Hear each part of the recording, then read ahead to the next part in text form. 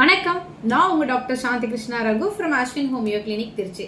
இன்னைக்கு நம்ம ஜிஇஆர்டி அப்படின்ற கம்ப்ளைண்ட் பத்தி தான் தெரிஞ்சுக்க போறோம். ஜிஇஆர்டி அப்படின்னா என்னன்னா கேஸ்ட்ரோ ஈசோஃபேஜியல் ரிஃப்ளக்ஸ் டிசீஸ்.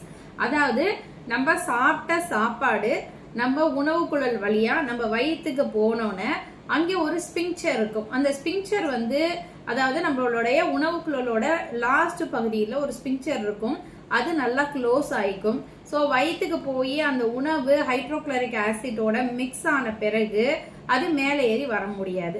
ஆனா இந்த ஸ்பிங்க்சர் ரிலாக்ஸ்டா ஆயிடுச்சு, இப்படி டைட்டா க்ளோஸ் ஆயிருக்கிறது, எதுவுமே திரும்ப ரிட்டர்ன் வர முடியாம நம்ம வயிறுக்கு உள்ளார போனதே திரும்ப வர முடியாம இருக்கிறது, கொஞ்சம் லைட்டா ரிலாக்ஸ் ஆகி இந்த ஃபைபர் இருக்கு அப்படின்னா இந்த கேப் வழியா நம்ம சாப்பிட்ட சாப்பாடோட கலந்த ஹைட்ரோக்ளோரிக் ஆசிட் செரிமானத்துக்கு உள்ள ஆசிட்லாம் மிக்ஸ் ஆன அந்த தண்ணியானது அப்படியே நம்ம படுத்திருக்கும் போது அப்படியே கொஞ்சம் கொஞ்சமா மேல ஃபுட் பைப் வழியா மேல ஏறி நம்ம தொண்டைக்கு வாய்க்கு வர்றது.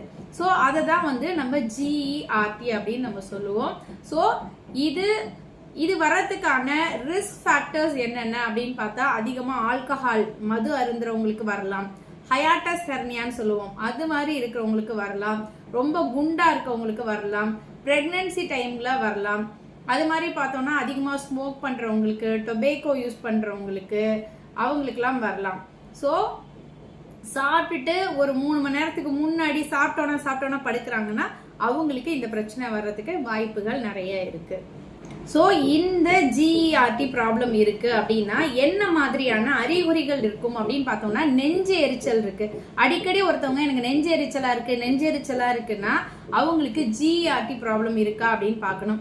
அதே மாதிரி ரீகர்ஜிடேஷன், எதிர்கழிச்சு வர்றது இருக்கும். நாசியா, சாப்பிட்ட பிறகு பார்த்தோம்னா வாந்தி வர மாதிரியான உணர்வும் இருக்கும்.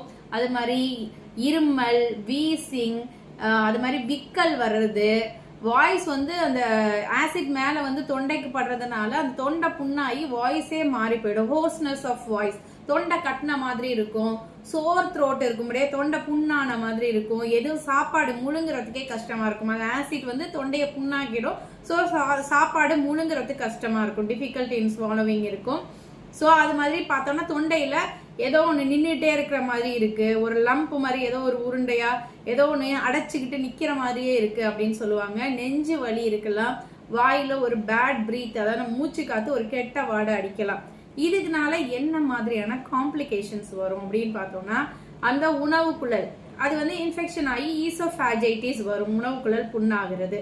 அப்புறம் ஈசோஃபேகஸ்ல ஏதாவது ஸ்டிக்சர்ஸ் மாதிரி வரலாம், அதாவது அந்த இடத்துல ஒரு சதை மாதிரி வளர்ந்து அடைப்பு மாதிரி சரியா சாப்பாடு முழுங்க முடியாதபடி ஏற்படலாம். அது மாதிரி லாரிங்கோ ஃபேரிஞ்சியல் ரிஃப்ளக்ஸ் ஏற்படலாம். உணவு குழல் மாதிரி மூச்சு குழல்லையும் அந்த மாதிரி ரிஃப்ளக்ஸ் வரலாம், ஆஸ்துமா வரலாம். ஸோ இந்த ஜிஇஆர்டியை ஹோமியோபதியில அழகா பார்த்தோம்னா லைக்கோபோடியம், நக்சோமிகா, சிங்கோனா அப்படின்னு நிறைய எண்ணற்ற மருந்துகள் இருக்கு. ஸோ அதை வச்சு அழகா அந்த சிம்டமேட்டிக் பேசிஸ்ல அவங்களுக்கு என்னென்ன அறிகுறிகள் ஏற்படுத்தி இருக்கு, அவங்களுக்கு டிஃபிகல்ட்டி சாப்பாடு முழுங்க கஷ்டமா இருக்கா, தொண்டையில பார்த்தா அறுவுதுன்னு வாங்க சிலர் அடிக்கடி சாப்பிட்டாலே எதுக்கழிச்சு வருது டாக்டர், ஏப்பமா வந்துகிட்டு இருக்கு, சாப்பிட்டா சாப்பாடு வருது, தண்ணி வருது, எப்போதுமே நெஞ்சு எரிச்சலா இருக்கு, சாப்பிட்டாலே ஒரு நிம்மதியா இருக்க முடியல அப்படின்னு சொல்லுவாங்க. ஸோ அவங்களோட அறிகுறிகளுக்கு தகுந்த மாதிரியான ஹோமியோபதி மருந்துகளை தேர்வு செஞ்சு கொடுக்கும்போது ஒரு 3 மாத காலத்துல, அவங்க 10 வருஷமா இந்த பிரச்சனையில பாதிக்கப்பட்டிருந்தாலும் சரி, பார்த்தா நிறைய பேர் ஆன்டாசிட் போட்டே அவங்க லைஃபை மேனேஜ் பண்ணிட்டே இருப்பாங்க. எத்தனை வருஷமா இருந்தாலும் ஒரு 3 மாத காலத்துல சைடு எஃபெக்டே இல்லாம ஹோமியோபதி மருந்துகள் கொண்டு இதை எளிமையா சரி பண்ணலாம். இன்னும் இந்த பிரச்சனை வச்சுட்டு நீங்க கஷ்டப்பட்டுட்டு இருக்கீங்கன்னா உடனடியா ஹோமியோபதி டாக்டரை பாருங்க. இதுக்கு நிரந்தரமான முற்றுப்புள்ளி வைங்க. ஈவன் பக்க விளைவு துளி கூட இல்லாம இதை குணப்படுத்த முடியும். ஸோ இதெல்லாம் தெரிஞ்சு நீங்க பலனடையணும் கேட்டுக்கிறேன். நன்றி.